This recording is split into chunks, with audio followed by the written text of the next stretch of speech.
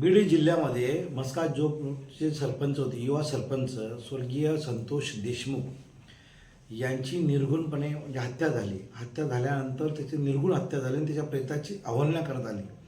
हा प्रसंग महाराष्ट्राला हादरा देणारा आहे. तो 9 डिसेंबरला घडला.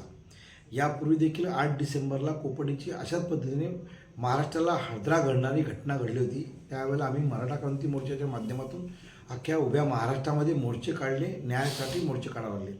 आत्ताही त्याच परिस्थिती निर्माण झालेली आहे. हा कुठला जातीवाद नव्हता, कारण की गुन्हेगारांना कोणती जात नसते.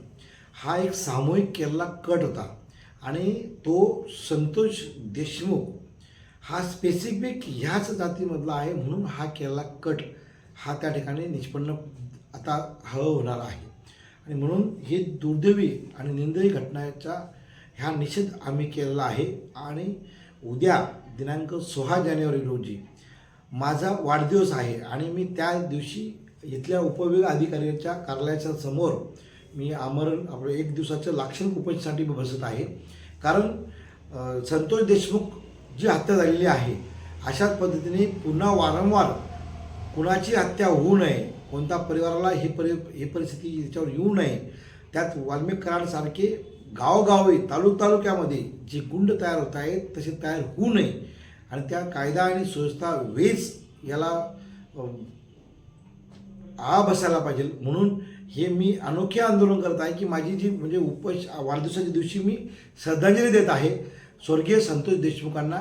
आणि मला कोणी शुभेच्छा देण्यासाठी येऊ नका, मला फक्त त्या उपोषणाच्या ठिकाणी पाठिंबा द्यायला या. ह्या उपोषणाला पाठिंबा देण्यासाठी आपण यावं.